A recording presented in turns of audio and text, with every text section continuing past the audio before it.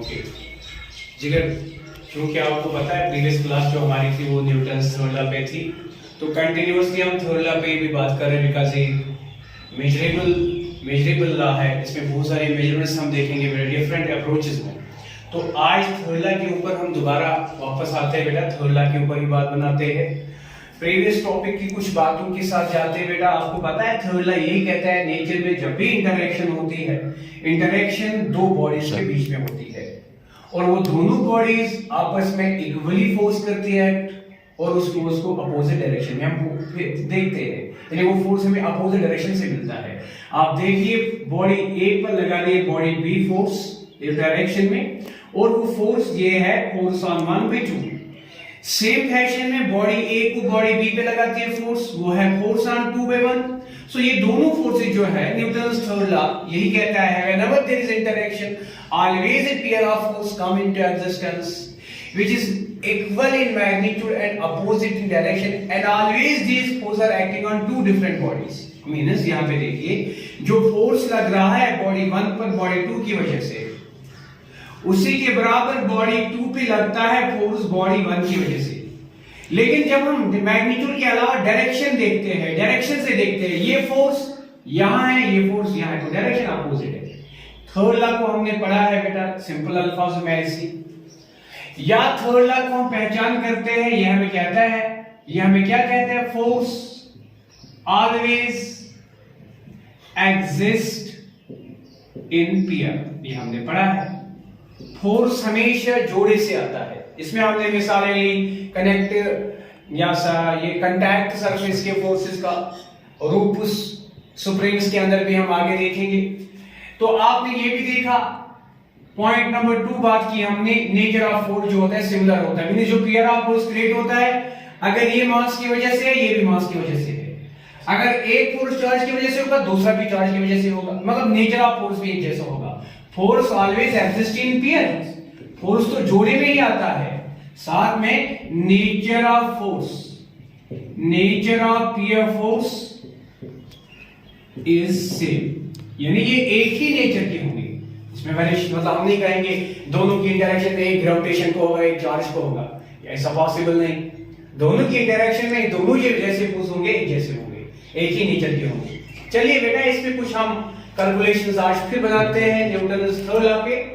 सबसे पहली कैलकुलेशन जो आज हम शुरू करते हैं बेटा आपके साथ, वो हम शुरू करते हैं यहाँ पे। एक बार फिर हम एक प्रॉब्लम बनाते हैं वो रूप के अंदर टेंशन के ऊपर, और हम देखते हैं बेटा यहाँ पे हमने एक रूप को बांधा है, टाई किया है, और यहाँ इस रूप में जो बर्दाश्त करने की टेंशन है, सपोज वो टेंशन जो रूप में है वो कितनी है 800 न्यूटन, यानी breaking force of this wire, breaking force of this wire, जब तक ये वायर बर्दाश्त करेगी इसकी इलास्टिक नेचर हो सकती है, जब तक इसका ब्रेकिंग स्ट्रेस नहीं आएगा। लेकिन अगर 800 न्यूटन हो के बाद में देखेंगे फोर्स एप्लीकेशन बढ़ेगा इस पर, इसमें टेंशन डेवलप होगा, लेकिन वो टेंशन अप्लाइड फोर्स को टेंशन बैलेंस 800 न्यूटन करेगा, उसके बाद नहीं कर सकता, मतलब ये रस्सी टूट जाएगी, ये रूफ कट हो जाएगी। इसलिए हम कहते हैं इसका अगर हम मानेंगे ब्रेकिंग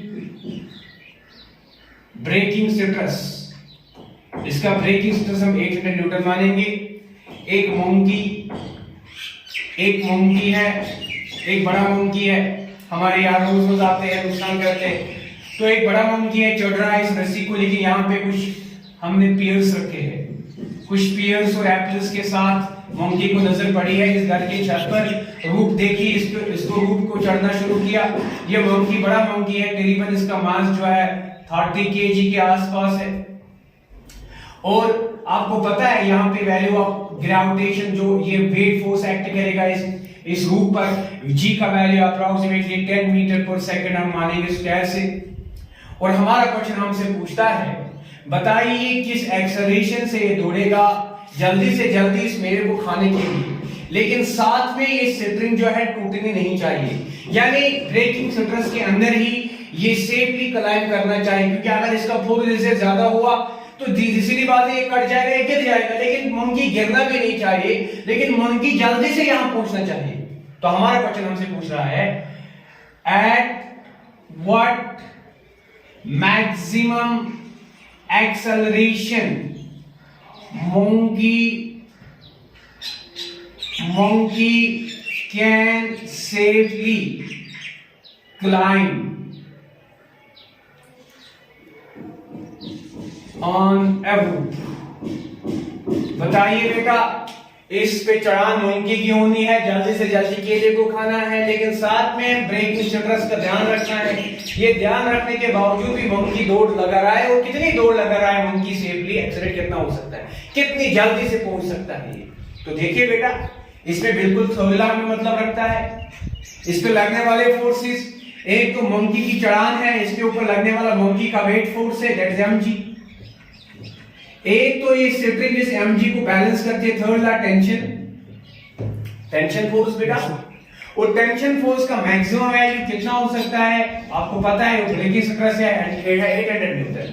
ठीक है बेटा, तो आपसे पूछा जाता है, आपको पता है मंकी को कहां चढ़ना है, ऊपर, तो मंकी की एक्सेलरेशन भी ऊपर ही होगी। तो न्यूटन की सेकंड लॉ और न्यूटन की थर्ड लॉ यहां अवेलेबल यानी एप्लीकेबल है। थर्ड लॉ होगी mg को बैलेंस टेंशन करेगा। सेकंड लॉ कहती है जहां नेट फोर्स होगा वही होगी एक्सआर। तो मतलब टेंशन भी फोर्स अपवर्ड है, वेट फोर्स डाउनवर्ड mg है, जो कि F फोर्स एक्ट हो रहा है इस पर, लेकिन टेंशन की डायरेक्शन में मंकी जा रहा है तो एक्सेलरेशन अपवर्ड, तो tension is greater than mg। ठीक है बेटा, तो हम यहां लिखेंगे we have force net is mass cross acceleration, mass of the monkey cross acceleration is in which monkey is climbing along the roof with a safely motion। so देखिए बेटा, net force क्या है, टेंशन ऊपर है, because वही होता है net force की डायरेक्शन जहां एक्सेलरेशन होती है, तो एक्सेलरेशन अपवर्ड है, तो tension is a larger force, minus इसका डाउनवर्ड फोर्स mg है, माइनस हो जाएगा। मास मंकी का कितना है 30 kg, एक्सेलरेशन नहीं मालूम, implies that आपको मालूम है मंकी जो है यहां पे मंकी कितना वेट बर्दाश्त कर सकता है। आप देखिए बेटा, टेंशन आपको दिया हुआ है, टेंशन का वैल्यू कितना है 800 न्यूटन।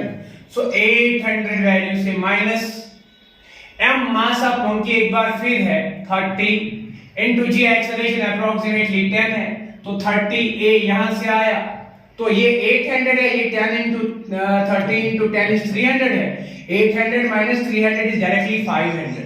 500 से 30 times a है, 0 से 0 मर्ज हुआ, तो एक्सेलरेशन मिला, safe acceleration of the monkey to climb up to take this here, ये जो इसके मेवे लेने खाने के लिए, इनके लिए जल्दी कर रहा है, तो 50/3। सो आप इसको निकाल सकते हो, 3 1 are 3, यहां से 2 निकला 20, 3 6 are 18, फिर 2 निकलेगा, उसके पास कुछ नहीं है, तो डिसिमल के बाद 2 के पीछे 20, तो 16.6 मीटर पर सेकंड स्क्वायर एग्जैक्टली मंकी इस एक्सेलरेशन से चढ़ान करेगा। ये सिंपल बात है। यहां पे हमारा क्या कंसेप्ट है, यहां पे थर्ड लॉ का कंसेप्ट है, whenever there is action there is reaction। what is action? Applied force of monkey on the roof, that is mg। what is reaction? Tension within the roof। these are simultaneous pair of forces। don't say that action is like in the chemistry you have chemical change, whenever you take two things and combine, like you take hydrogen, you take oxygen, you combine them with a different proportion ratio, they form a water molecule। but it is not the way like that you can say then action then reaction, but whatever is action you can say it is reaction as well, because action and reaction is a simultaneous pair of force which always come into existence simultaneously at the same time। the student addresses one part of force as action and other part as reaction, but other student can take the action as reaction and the reaction as, because it's a simultaneous pair।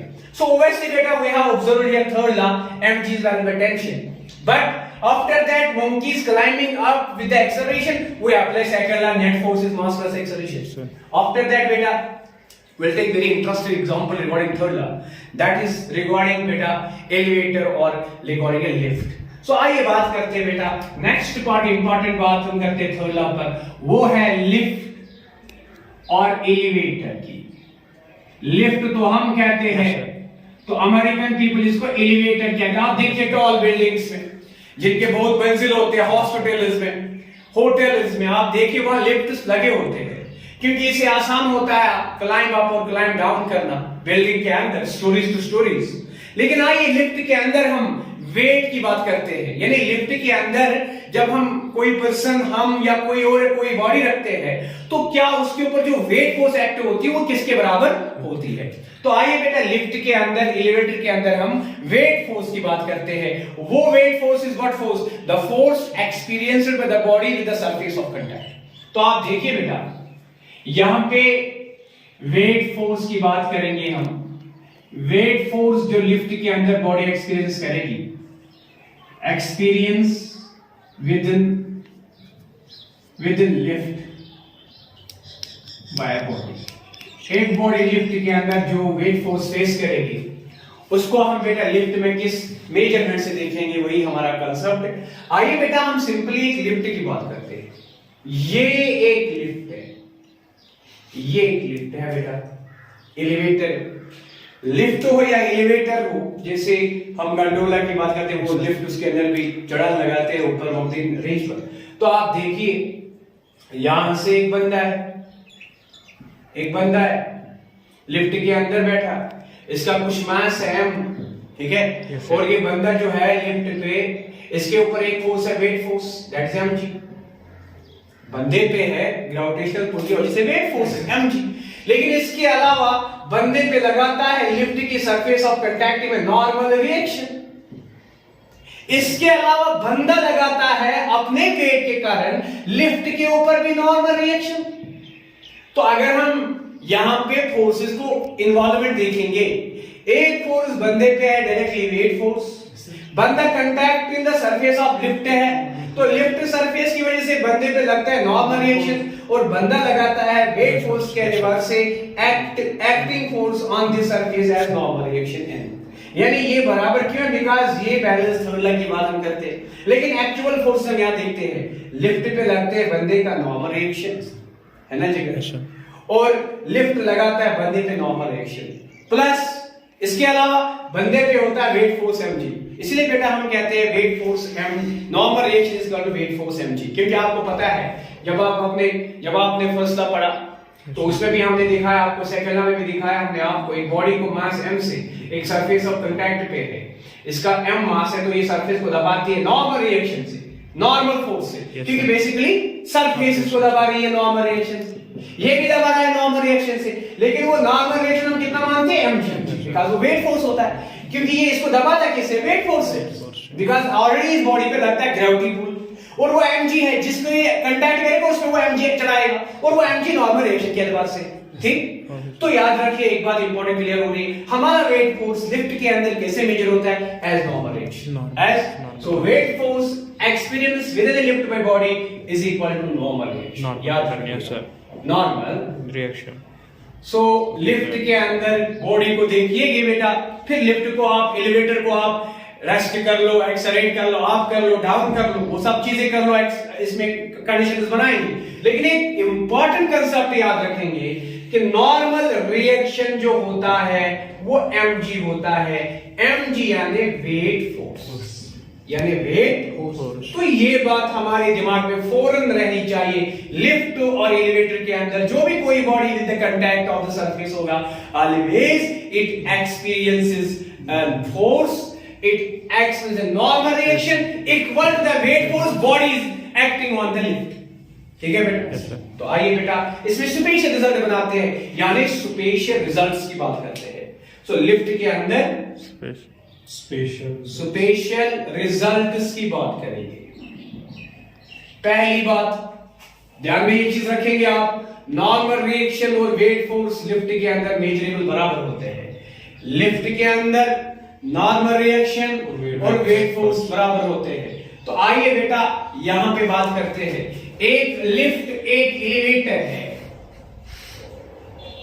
एक lift है एक elevator है, बंदा इसमें बैठा है, बंदा इसमें बैठा है, कुछ मास m से अपना मास वैल्यू है, और बंदे पे लगाता है लिफ्ट नॉर्मल रिएक्शन, और बंदा लगाता है लिफ्ट पे नॉर्मल रिएक्शन यानी mg, आपको मालूम है weight force.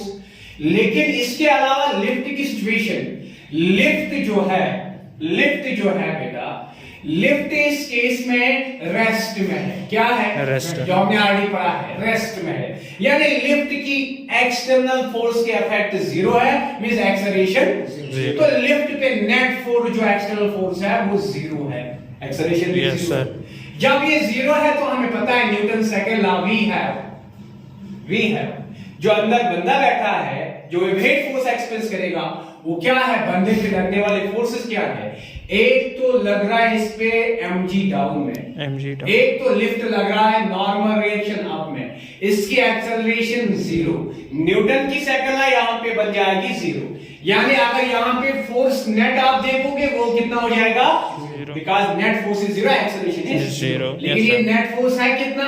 That is n upward minus mg, mg कुछ डाउनवर्ड, यूनिट इफेक्ट को होता है जीरो। मतलब normal reaction equal to mg, जो हमने पहले ही कहा। Yes sir, normal reaction is mg, weight force बराबर normal reaction in the lift experience by the body और the person within the lift. Yes sir. और इसका हमने रेस्ट केस बनाया।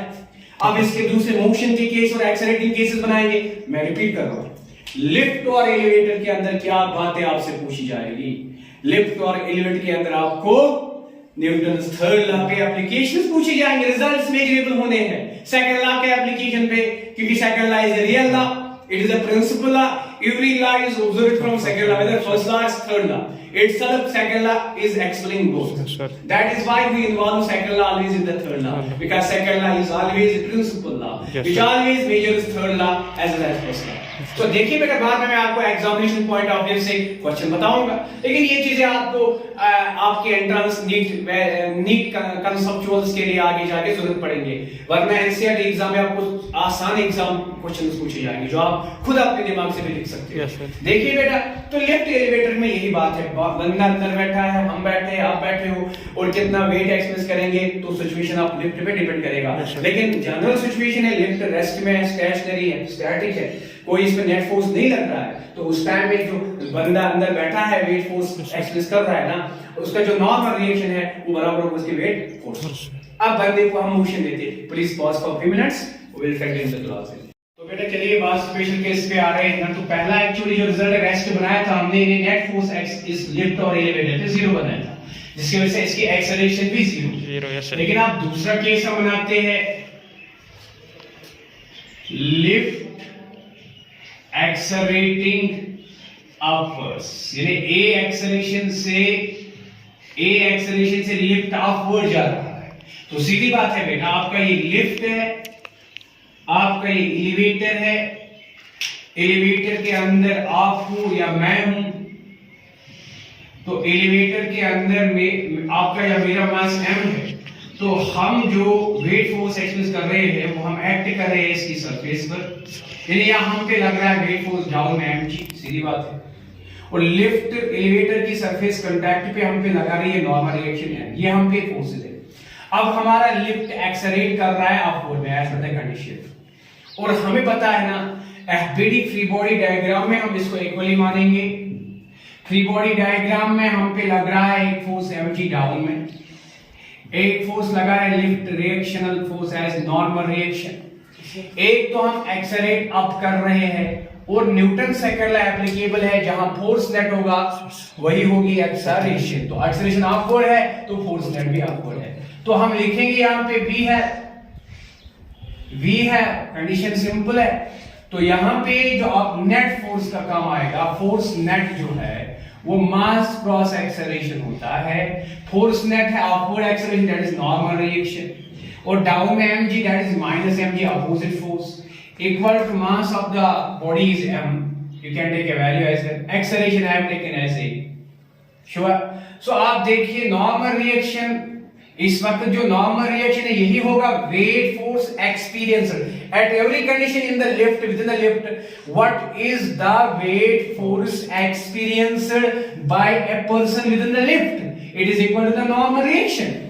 So where measuring normal reaction, it means weight force experienced by the person or the body within the lift. So that is very simple. N equal to बेटा ये mg minus यहाँ plus हो जाएगा, तो धीरे धीरे बेटा धीरे धीरे तो ये क्या आ जाएगा, यहाँ से ma है प्लस mg है, तो m कॉमन आएगा, तो नॉर्मल रिएक्शन जो आपका मिलेगा m into g plus a. So this is very simple, normal reaction. तो बंदे पे वेट फोर्स की चढ़ान बढ़ रही है।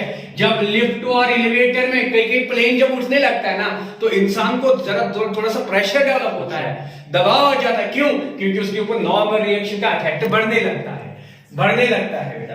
तो मास इनटू जी प्लस ए, तो जितना आप एक्सेलरेशन बढ़ाओगे उतना वेट फोर्स ज्यादा फेस करना पड़ेगा बंदे को विद द लिफ्ट। इसलिए हम कहते हैं अगर हम एक्सेलरेशन को ज्यादा बढ़ाएंगे आप स्पेस में जाने के लिए, तो बंदा क्रैश भी हो सकते हैं अंदर, बिकॉज़ उसके ऊपर वेट फोर्स बहुत बढ़ रही है। आप देखिए बेटा, weight force on person within a lift or elevator increases। इसमें देखिए if A बराबर G, अगर हम जैसे एक्सेलरेशन ड्यू टू ग्रेविटी का वैल्यू होगा G अर्थ पर, अगर हम अर्थ पे ही स्पेस में जाएंगे इसी एक्सेलरेशन से अपवर्ड में, तो फिर ये क्या बनेगा? तो फिर आप देखिए आपका नॉर्मल रिएक्शन बनना चाहिए मास into g plus g into 2g। That simply means twice of mg, twice of weight force। मतलब अगर रेस्ट में एलिवेटर में आपका मेरा मास 80 है, अप्रोक्सीमेटली में 80 into 10 800 Newton weight force face कर रहा हूं because of the reactional force. अगर मैं इसी लिफ्ट में जाऊंगा एक्सेलरेशन अर्थ के ग्रेविटी के इफेक्ट के बराबर अपवर्ड्स में, तो मेरी बॉडी पे 1600 न्यूटन डबल हो जाएगा। जितना मैं एक्सेलरेशन बढ़ाता चला जाऊंगा लिफ्ट के अंदर विद इन अपवर्ड, उतना with in the body face करेगी ज्यादा वेट फोर्स। और याद रखिएगा अगर लिविंग बॉडी होगी, जितना ज्यादा हम उसके ऊपर स्पीड बढ़ाएंगे अपवर्ड्स की तरफ, उतना उस पर ज्यादा इफेक्ट आएगा। ये विद इन द बॉडी इसके अंदर ढाई भी हो सकती है, डेथ भी आ सकती है, क्रैश भी हो सकती है बॉडी, बिकॉज इस पे प्रेशर बढ़ जाएगा उतना। क्लियर? केस नंबर थर्ड की बात करते हैं बेटा। केस नंबर थर्ड की बात करते हैं, लिफ्ट और एलिवेटर डाउनवर्ड चला जाएगा। ठीक है, तो अगर लिफ्ट एक्सेलरेशन ए से डाउनवर्ड आएगा, पहले तो अपवर्ड था, अब तो डाउनवर्ड की बात करते हैं। सीधी बात है, यही लिफ्ट यही एलिवेटर के अंदर की बात करनी है। लिफ्ट और एलिवेटर में बंदा है, बैठा है, तो ये कितना फोर्स लगा रहा है, तो आपको पता है अगर इसका मास यूजुअली m है, तो force acting on the person within the lift by weight force, it is mg, and as a reaction lift acts force on him as normal reaction n, but now the question is accelerating downwards। sure? तो सीधी बात है बेटा, जब accelerate downward होगा तो ज्यादा force down में आएगा, तो हम यहां पे लिखेंगे वी हैव, अब हमें क्लियर है। तो थर्ड लॉ कहता है, जहां सेकंड लॉ कहता है जहां नेट फोर्स वही एक्सेलरेशन, तो एक्सेलरेशन डाउन में नेट फोर्स डाउन होने जा रहा है। तो that means mg minus normal reaction इस टाइम आएगा is equal to mass cross acceleration. Clear? Because वो चीज ये है, ये आप कर सकते हो, आसान हो गया। तो आप देखिए बेटा नॉर्मल रिएक्शन, चलिए नॉर्मल रिएक्शन को यहां रखो, माइनस नॉर्मल रिएक्शन, यहां पे मास एक्सेलरेशन है, यहां पे माइनस m प्लस mg से ये माइनस mg बनेगा यहां पे। लेकिन इस देखिए बेटा, यहां से माइनस को प्लस कर दो तो मल्टीपल माइनस ऑन बोथ, तो ये माइनस से प्लस बनेगा, ये प्लस से माइनस बनेगा, ये माइनस से प्लस बनेगा। यानी mg को प्लस होना है, m को minus, because you multiply minus on both side. तो आपका नॉर्मल रिएक्शन कितना बनेगा? मास इसमें भी, मास इसमें भी, acceleration due to gravity minus acceleration. So सीधी बात है बेटा, बड़ा अच्छा लगेगा बॉडी को, पर्सन को, लिविंग बॉडी को विद इन द लिफ्ट जब वो एक्सेलरेट डाउन में करता है, बहुत आसान लगता है, बिकॉज बॉडी को दर्द नहीं होता है। जब बॉडी कांटेक्ट में होती है, हमारी बॉडी कांटेक्ट में होती है, हम पैर में तले बैठते हैं ग्राउंड पर, तो हम थक जाते हैं। जब हम लेट जाते हैं तो हमें बहुत आसान लगता है, बिकॉज जो प्रेशर 800 न्यूटन मेरे पैरों पे लग रहा है, कम एरिया पे लग रहा है, तो मेरी पूरी बॉडी पे लगेगा। इसी तरह से जब लिफ्ट में एलिवेटर में हम एक्सेलरेट डाउन करेंगे, जब हम लिफ्ट और एलिवेटर में एक्सेलरेट डाउन करेंगे, तो हमें क्या मिलेगा, हमें क्या एक्सपीरियंस होगा? हमें बहुत ज्यादा अच्छा एक्सपीरियंस हो जाएगा बॉडी को। बॉडी बहुत ज्यादा मतलब रिलैक्स महसूस करेगी। क्यों? क्योंकि इस पे वेट फोर्स डिक्रीज होने लगे। आप देखिए G माइनस A मतलब बॉडी पे वेट फोर्स डिक्रीज हो रही है। तो आप देखिए अगर आप डाउन में गए, जितना आप डाउन, अगर इसका वैल्यू 10 है 5 से जाओगे तो 10 माइनस 5 तो दैट मींस हाफ वैल्यू रहेगा। मतलब अगर मैं 800 न्यूटन फेस करता था रेस्ट में, अगर मैं डाउन में 5 एक्सेलरेशन से जाऊंगा तो मेरी बॉडी पे खाली 400 न्यूटन लगेगी। तो जितना मैं स्पीड बढ़ाऊंगा नीचे उतना मेरी बॉडी पे वेट फोर्स डिक्रीज होता चला जाएगा। तो दैट मींस सिंपली इस केस में so weight force on body decreases, on body decrease, body पे वेट फोर्स डिक्रीज हो रही है बेटा, ये बहुत इंपॉर्टेंट बात है। बॉडी पे वेट फोर्स डिक्रीज हो रही है और डिक्रीज होते होते कहां हो जाएगा? Special case. अगर इसमें भी एक्सेलरेशन G बनाएंगे तो इसका स्पेशल केस पे बात करते हैं बेटा, इसका स्पेशल रिजल्ट देखेंगे, यहां पे बात करते हैं, इसका स्पेशल रिजल्ट यहां पे बात करते हैं बेटा। देखिए इसका स्पेशल केस, अगर एक्सेलरेशन भी G एक्सेलरेशन टू डेरिवेटिव बराबर होगा, यानी इसको हम लिखेंगे यहां पे इफ A बराबर G डाउनवर्ड्स, डाउनवर्ड्स में A बराबर G, इसका मतलब फ्री फॉल। जब कोई बॉडी अंडर ग्रेविटी पुल खाली गिरते हैं उसको फ्री फॉल कहते हो। So that means free fall, free fall is the relaxed condition of the body where body can completely relax because no force is harm on the body is having zero weight force on that time, body पे कोई weight force उस पे act नहीं हो जाएगा। किस situation में? ये ऑब्जर्व करेंगे इस रिजल्ट से। सो हम लिखेंगे we have हमें मालूम है, क्या मालूम है बेटा? नॉर्मल रिएक्शन जो है, नॉर्मल रिएक्शन बराबर G minus A, that is mass into G. G minus A is also G. G minus G is 0. Anything multiple 0 is 0. Yes, so normal reaction is 0. So that means body experiencing zero weight force. So body experience zero weight force. Zero weight force. That is means weightlessness. Weightless, body का weightlessness होती है when the weight force acts on the body is zero. It is the relaxed position for the body. ये सबसे relaxed position body के लिए होगी। Sir क्या weight force negative हो सकता है? थोड़ा सा बेटा उधर जाइए, उसको वीडियो बनाना है। तो देखिए क्या weight force जीरो नेगेटिव हो सकता है? देखिए बेटा याद रखिए, जब बॉडी पे वेट फोर्स जीरो होता है means the surface of contact with the body is off और it is just to come, surface of contact is just to come or is going to off, means weight force negative कभी हो नहीं सकता है। याद रखिए in this condition the surface of contact with body is just to off, just to or just to on, just to on, या तो surface of से दूर होना है या तो आने वाली है। इसका मतलब वेट फोर्स कभी भी नेगेटिव नहीं। तो नोट पॉइंट याद रखेंगे आप लोग।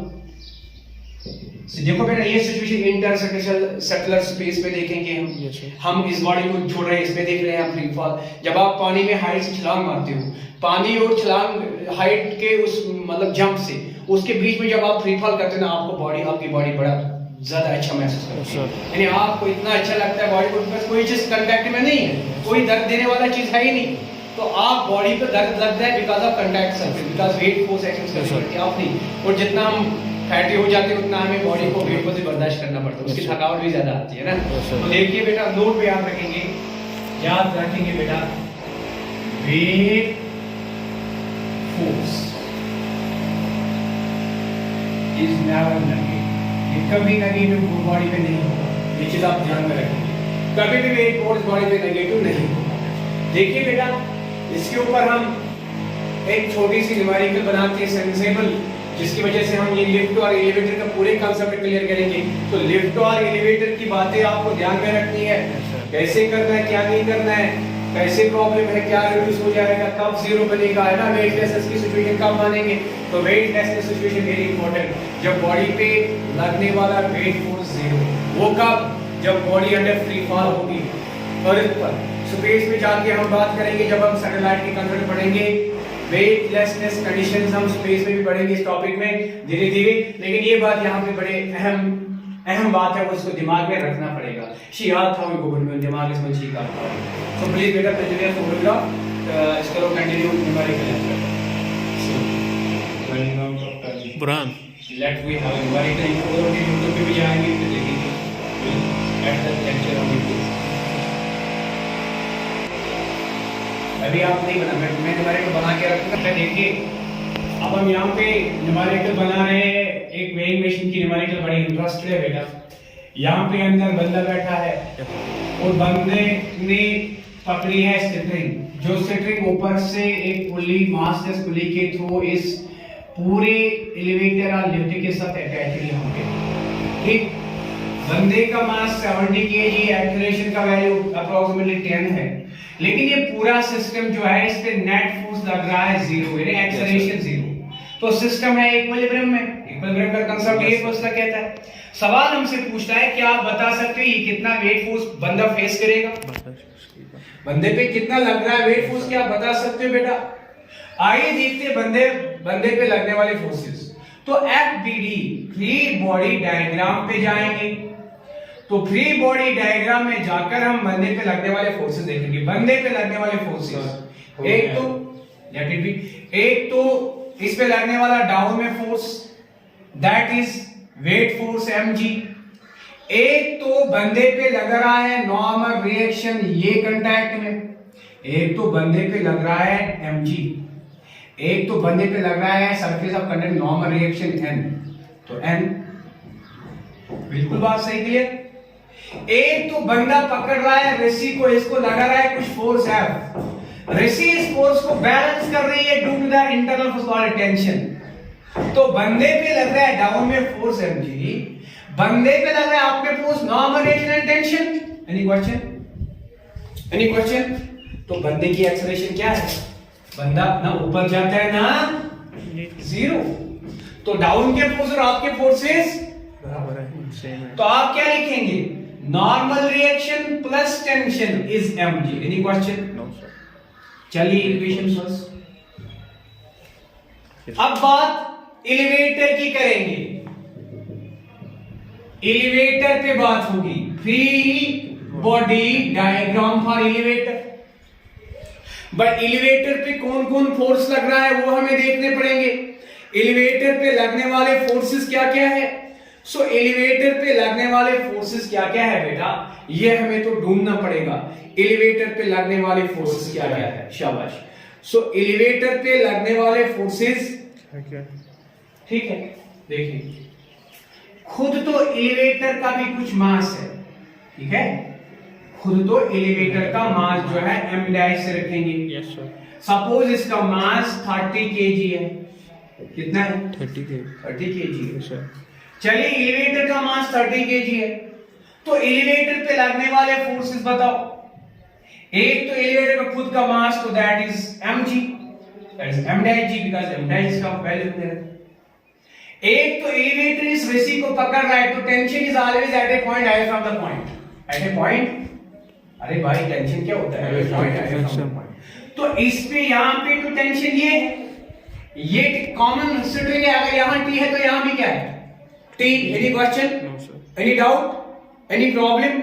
इसके अलावा बॉडी विद इन बैठी है, बॉडी विद इन, जितना एलिवेटर इसको एक्ट करता है उतना ये वापस रिएक्ट करती है, नॉर्मल रिएक्शन। यानी एलिवेटर पे लग रहा है अप में टेंशन और एलिवेटर में विद इन बॉडी बैठी है उसको लगता है डाउन में नॉर्मल रिएक्शन। श्योर, डाउन में नॉर्मल रिएक्शन। तो फिर आप भी बताइए इसकी एक्सेलरेशन भी क्या है, जीरो, बिकॉज़ ये पूरा सिस्टम रेस्ट में। तो इसके लिए बताइए टेंशन, हाँ शाबाश। तो टेंशन जो है, टेंशन कितना बनेगा यहां की तरफ, एक तो यहां की तरफ m डैश g है, डाउन में m डैश g है, plus normal reaction of the man. Any question? तो देखिए बेटा टेंशन को यहां लाइए नॉर्मल रिएक्शन के साथ tension, plus normal reaction minus normal reaction, है ना बेटा, इज इक्वल टू किसके बराबर है, तो ये बराबर है, शाबाश, m डैश g के बराबर, m डैश g के बराबर। आप देखिए ये बन गया पहला इक्वेशन। मैं चेक करता हूं, पहला इक्वेशन हमारा जो बना है t प्लस n और दूसरा बना है t माइनस n, ठीक है, ठीक है जी। तो आइए बेटा इसकी बात करते हैं हम। ये इक्वेशन सेकंड, पहली में n plus t is mg, दूसरे में t minus n is minus m, adding हम यस सर एडिंग करेंगे, इसका रिजल्ट क्या है, n प्लस t बराबर mg plus t minus n बराबर m dash g। Yes sir, sure बेटा। सो आप देखिए जरा, इनका एडिशन रिजल्ट यहां से आएगा, n से n cancel, t plus t 2t, है ना। Yes sir. और यहाँ पे क्या है, इनका addition m plus m dash into g, g common आएगा, m plus m dash g, ठीक है बेटा। तो आप देखिए क्लियर है ये चीज। Yes sir. तो tension twice tension is equal to mass of the body 70, mass of lift 30, value of g 10, 2 मोरिजिन 10 5, tension in the centering developed, that is equivalent to 70 plus 30 100, 100 into 5 is 500 Newton, 500 Newton, ठीक, 500 Newton. ये तो tension है। अब तो आपको normal reaction चाहिए जो फेस कर रहा है with in this the person. So इस टेंशन का वैल्यू 500 न्यूटन या इसमें एब्सॉर्ब करो या चलिए इसमें देखते हैं। Normal reaction is mg minus tension। Yes sir। Normal reaction is mg is 70 into 10 700 minus tension is 500, so answer becomes normal reaction faced by the man is 200। Yes sir। यानी lift के अंदर भी बनने पे कितना लग रहा है, 200 ठीक है। Any question? हमारा क्वेश्चन सिंपल था, ये तो इक्विलिब्रियम में है, इसके अंदर ये सिचुएशन है, ये स्प्रिंग बांधी हुई है, तो हमें बोलना है इस पे नॉर्मल रिएक्शन का वैल्यू कितना होगा। हमने बंदे पर भी एफडी बनाया, हमने एलिवेटर पे बनाया एफडी भी, दोनों में इक्वेशन बनाया, इनको एडिशन किया, वहां से टेंशन निकला। जो टेंशन बंदे ने इस स्ट्रिंग पे फोर्स किया था, उस फोर्स के, क्योंकि इस फोर्स के कारण ही इक्विलिब्रियम रह रही थी, ये तो जा रही थी, इसने ऐसे पकड़ा कि ये ना ऊपर जाता नहीं नीचे, ऐसे से पूरा किया। तो इसका जो अप्लाइड फोर्स है वो टेंशन है, टेंशन कितना है 500 न्यूटन, और इसकी वजह से पूरा एलिवेटर रेस्ट में आ गया, और बंदे पे अंदर से लग रहा है वेट फोर्स 200 न्यूटन। तो बेटा ओके, थैंक यू, आज इतना ही क्लास, कल आगे जाते हैं। Thank you so much.